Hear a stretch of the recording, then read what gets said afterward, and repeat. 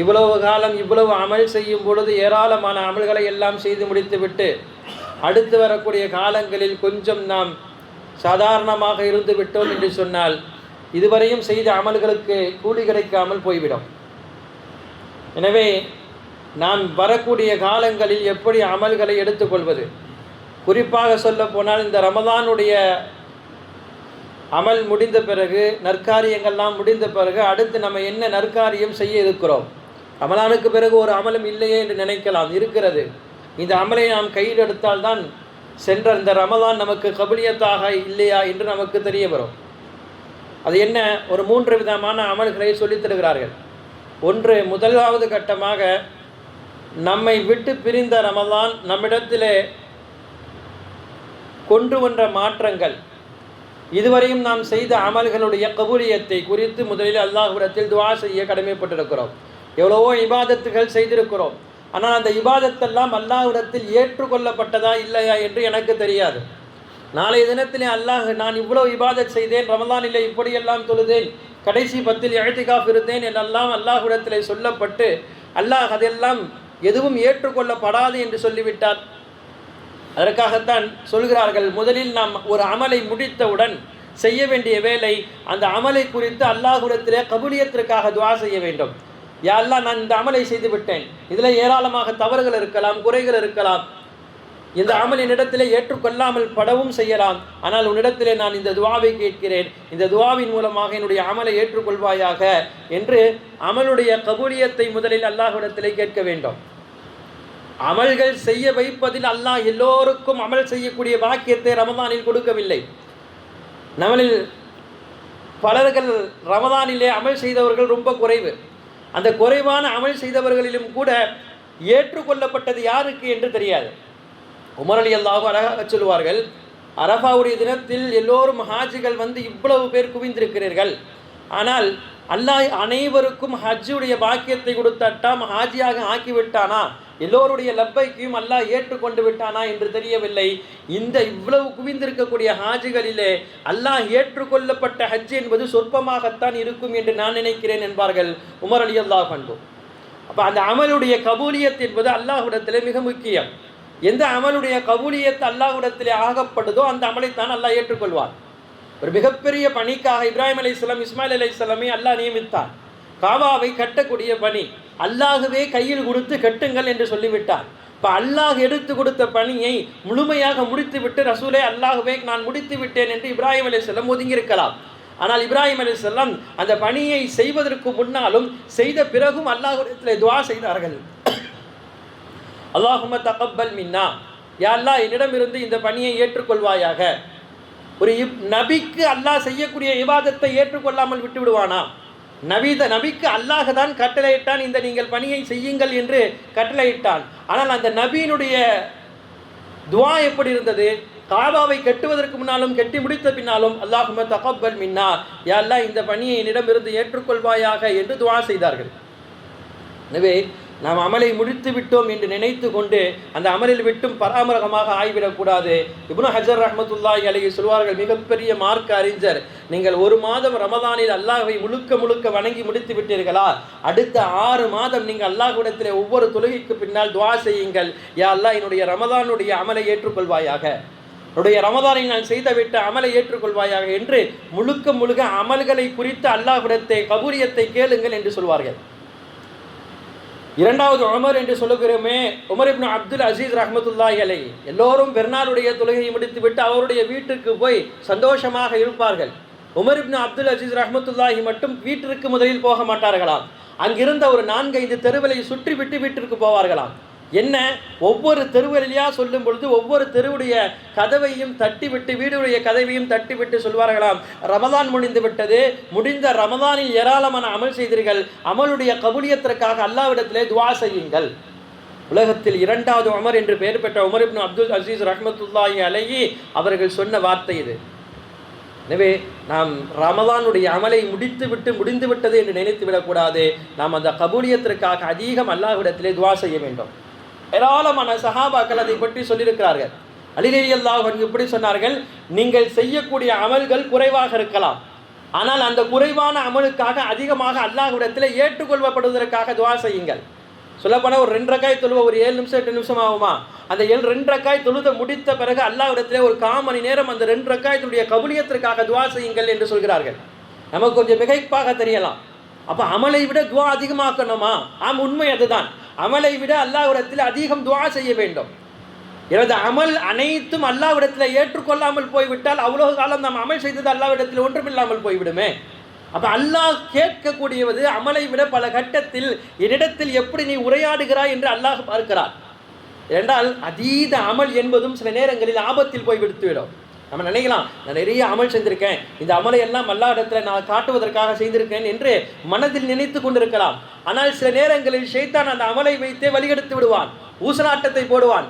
உன்னை போல யாரும் அமல் செய்ய முடியாது என்று எல்லோரிடத்திலும் எடுத்து காட்ட சொல்வான். நானும் என்ன செய்வேன், எல்லோருக்கும் ஒரு முன்மாதிரியாக நான் இருக்க வேண்டும் என்று பல நேரங்களில் அந்த அமலை எடுத்து காட்டுவதற்காக செய்யக்கூடிய ஒரு தருணம் வந்துவிட்டால் அந்த அமலை அல்லாஹ் தூக்கி போட்டு விடுவான். ஒரு சின்ன தருப்பெருமை அமலின் மூலமாக வந்துவிட்டால் அந்த அமலை அல்லாஹ் ஏறெடுத்தும் பார்க்க மாட்டான். எத்தனை சரிதைகளை அல்லாஹ் குர்ஆனில் இதற்கு உதாரணமாக சொல்கிறான். திரும்ப திரும்ப கேள்விப்படக்கூடிய அசாசில் என்று சொல்லக்கூடிய ஆரம்ப கட்ட காலத்தில் அவ்வளவு அமல் செய்யக்கூடிய அந்த ஷைத்தானை பற்றி எந்த அளவுக்கு எழுதுகிறார்கள், வானுலகில் அவன் சஜிதா செய்யாத இடமே கிடையாது. எல்லாருக்கும் முன்மாதிரியாக ஷைத்தானுடைய வணக்கம் இருந்தது. சூரியன் உதயமாகுமாம், சூரியன் உதயமாகும் பொழுது நஃபீல் தொழுவதற்காக அல்லாஹ் அக்பர் என்று தக்பீர் கட்டுவான், அல்லாஹ் அக்பர் என்று தக்பீர் கட்டுவான். உதயமாகிய சூரன் போய் உச்சிலே போய் அடுத்து வந்து மறைந்து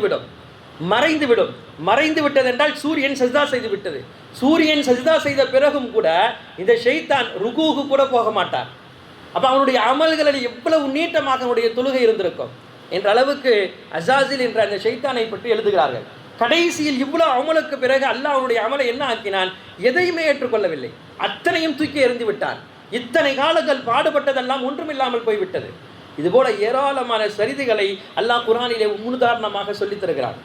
நம்முடைய அமல்கள் அல்லாஹ்விடத்திலிருந்து எடுக்கப்படுவதற்கு பிடுங்கப்படுவதற்கு ஒரு 3 விதமான விஷயங்களை சொல்லித் தருகிறார்கள். ஒன்று, அல்லாஹ் நம்முடைய அமல்கள் செய்ததை கணக்கில் இருந்து மொத்தமாக எடுத்து விடுவார். நம்ம நிறைய அமல் செஞ்சுருப்போம், நாளைக்கு மறுமையில் போய் பார்த்தா அந்த அமல் எல்லாம் அழிந்து போயிருக்கும்.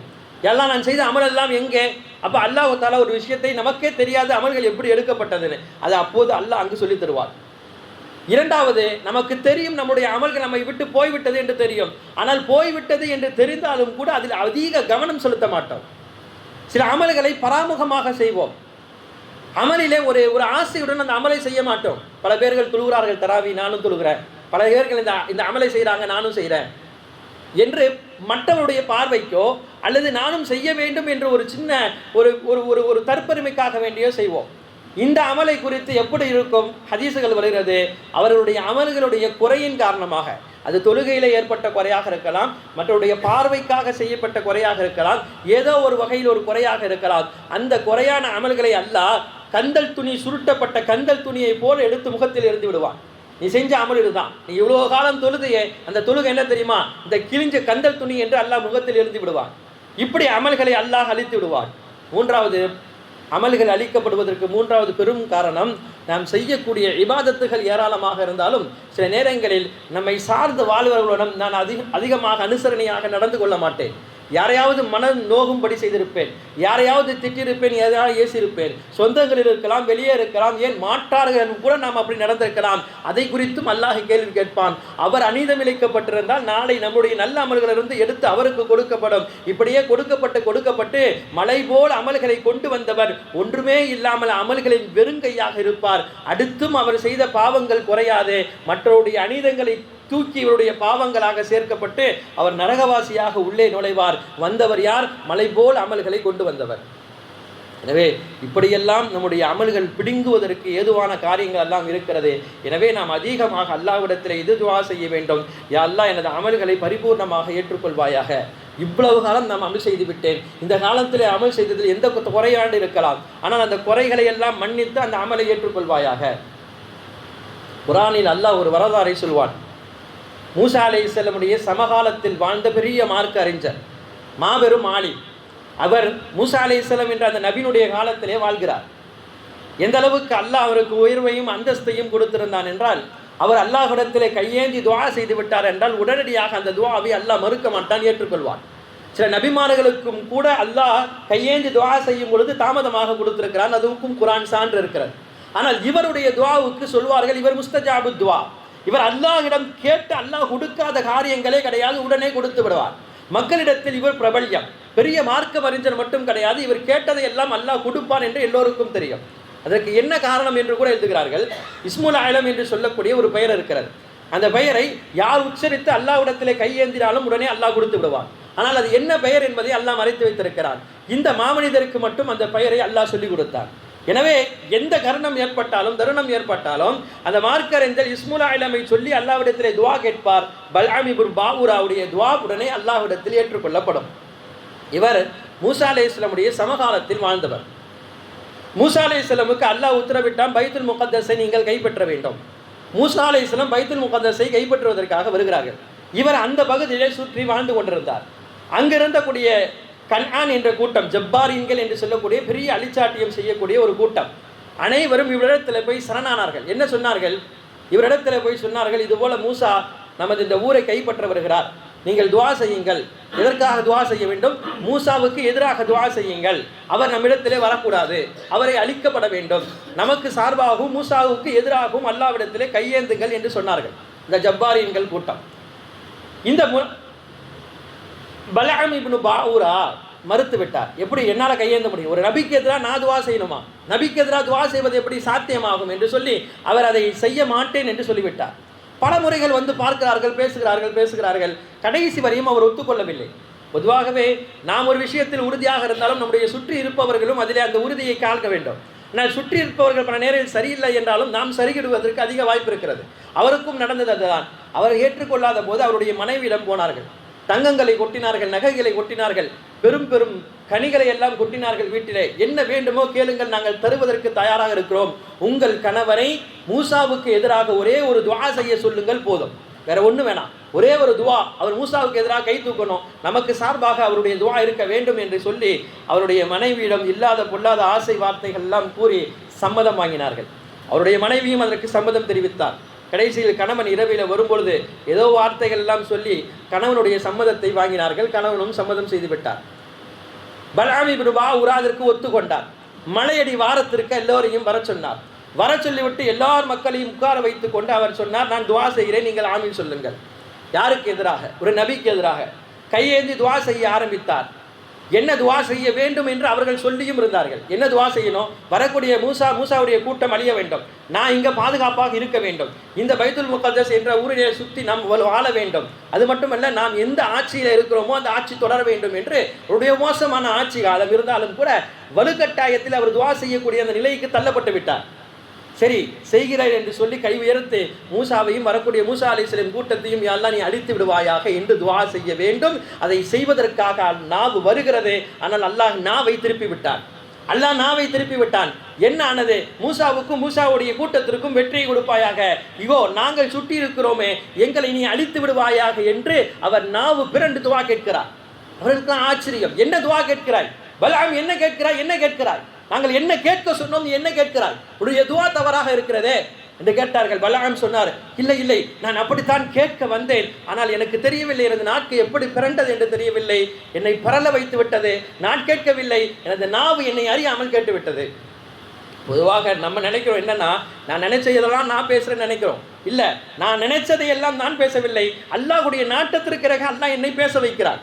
பல நேரங்களில் நம்ம ஒன்று இங்கே குறிப்பெடுத்து இதுதான் சொல்லணும், இதெல்லாம் விஷயம், முக்கியமான விஷயம் வந்து நான் ஒன்று பேசுவேன். பேசக்கூடிய பேச்சு ஒரு 1/2 மணி நேரம் இருக்கும். ஆனால் 1/4 மணி நேரம் தான் அந்த குறிப்பில் இருக்கும். 1/4 மணி நேரம் பல விஷயங்கள் அந்த நேரத்துக்கு உதவுவாக அல்லாஹ் சில நேரங்களில் உதிக்க வைப்பான், அதை பேசுவோம்.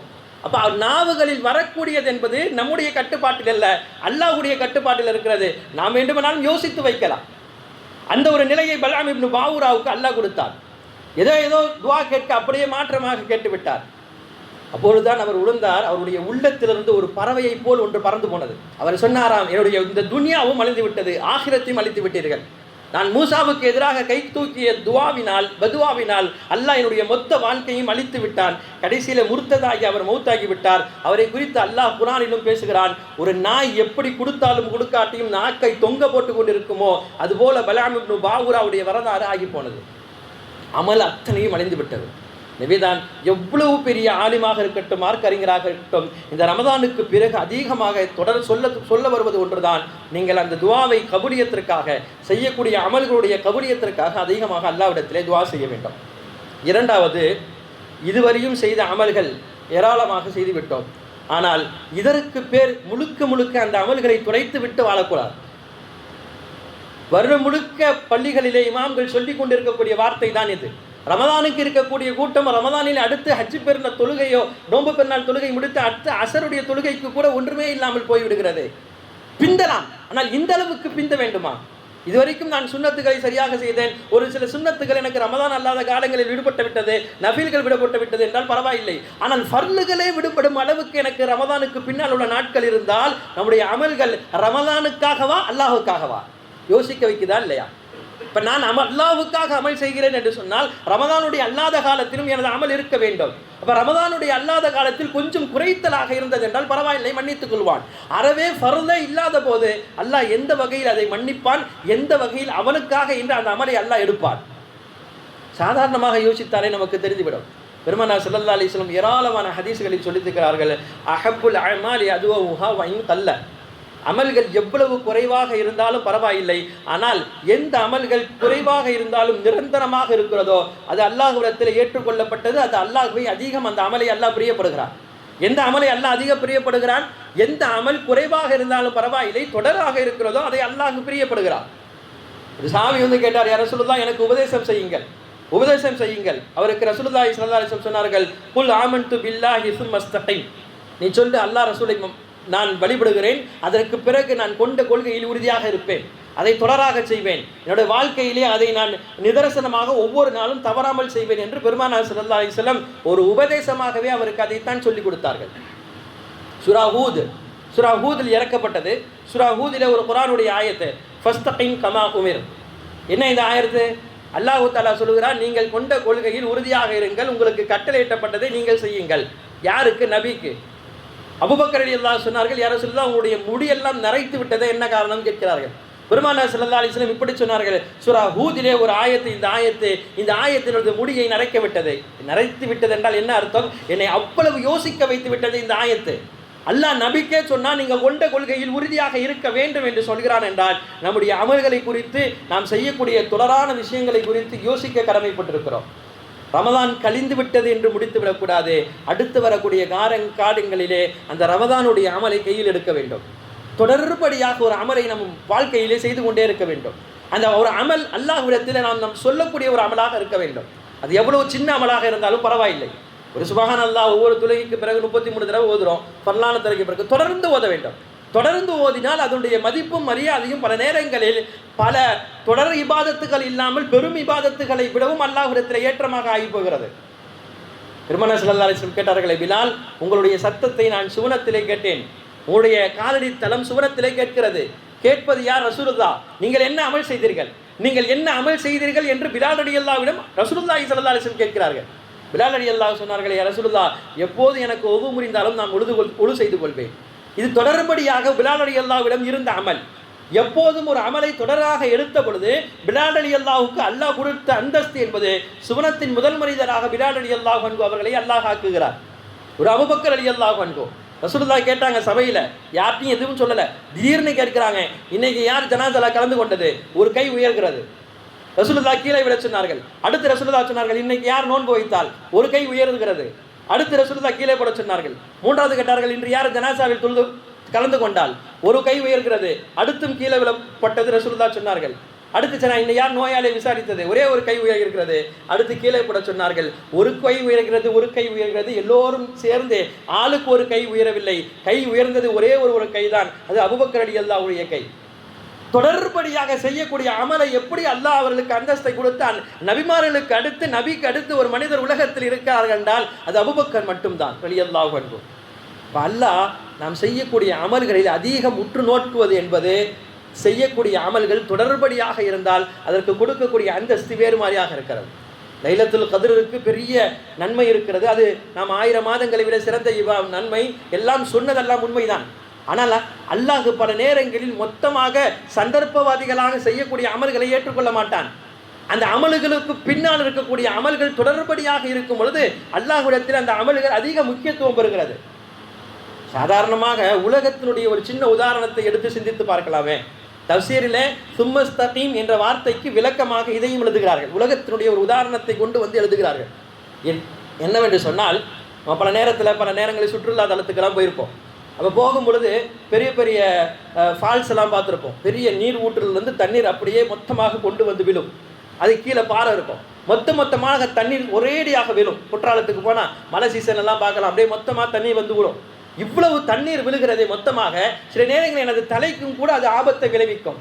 சில நேரம் தலைவலி வந்துடும். மொத்தமாக விழக்கூடிய தண்ணீர் அந்த பாறையில் விட்டு அந்த பாறைக்கு ஏதாச்சும் ஆயிருக்குன்னா பார்த்தா ஒன்றுமே ஆயிருக்காது. அந்த பாறை அப்படியே தான் இருக்கும். ஏதாவது ஒரு அச்சு இருக்குதா, ஒரு தாக்கம் இருக்கிறதா, ஒன்றுமே இருக்காது. ஆனால் அவ்வளவு தண்ணீர் மொத்தமாக அந்த பாறையில் தான் விழுந்தது அவ்வளவுதான். ஆனால் மழை காலத்துக்கு விழுந்தது. அதுக்கு பிறகு வெயில் காலம் வரும்பொழுது அந்த தண்ணீர் விழவில்லை. ஆனால் கொஞ்சம் இப்படி யோசிங்கள். அதே பக்கத்திலே ஒரு சொட்டு சொட்டாக தூரத்திலிருந்து தண்ணீர் கொட்டுகிறது. பக்கத்திலிருந்தே கொட்டுதுன்னு வச்சுக்கலாமே. சொட்டு சொட்டாக கொட்டுகிறது. ஆனால் அது இடைவிடாமல் கொட்டுகிறது. பல காலங்களாக கொட்டுகிறது என்றால் ஒரு 2-3 மாதங்கள் கழித்து நீங்கள் அந்த இடத்தில் பார்த்தால் எவ்வளவு பெரிய பாறையாக இருந்தாலும் அந்த இடத்தில் அந்த தண்ணீர் சொட்டக்கூடிய அந்த தண்ணீர் அளவுக்கு உண்டான ஒரு அசராத்தை, ஒரு தாக்கத்தை அங்கு பார்க்க முடியும். ஒரு சின்ன ஓட்டை விழுந்திருக்கும், ஒரு சின்ன குழி இருக்கும். குழி விழு அளவதற்கு இது என்ன கொட்டிய தண்ணீர் அவ்வளவு ரெடியாக கொட்டி விட்டதா? இல்லை, குழி விழ அளவுக்கு கொட்டவில்லை. ஆனால் கொட்டப்பட்ட தண்ணீர் சொட்டு தண்ணீராக இருந்தாலும் தொடர்படியாக கொட்டியது. தொடர்படியாக கொட்டியதின் பின்னணியில் அங்கே அசராத்தை, அல்லாஹ் தாக்கத்தை ஏற்படுத்துகிறார். அப்படித்தான் உதாரணம் சொல்லி விளக்குகிறார்கள். நீங்கள் செய்யக்கூடிய அமல்கள் என்பது தொடர்படியாக இருந்தால் உங்கள் வாழ்க்கையில் அது தாக்கத்தை ஏற்படுத்தும். உங்களுடைய அமல்கள், செய்யக்கூடிய அமல்கள் தொடர்படியாக இருந்தால் கண்டிப்பாக அல்லாஹ்விடத்தில் அது ஏற்றுக்கொள்ளப்படும். எனவே நம்முடைய அமல்கள் ரமதானுடன் முடித்து விடாமல் 2 காரியங்கள் நாம் தொடர்படியாக செய்ய வேண்டும். முதலாவது, ரமதானில் நாம் செய்யக்கூடிய அமல்களை கபூலியத்திற்காக அல்லாஹ்விடத்திலே துஆ செய்வோம். இரண்டாவது, அமல்களை விட்டுவிடாமல் கண்டினியூஸாக தொடர்படியாக செய்யக்கூடிய பாக்கியத்தை வல்ல அல்லாஹ் நம் அனைவருக்கும் தருவானாக. வாஹிர் தவானா அல்ஹம்துலில்லாஹி ரப்பில் ஆலமீன்.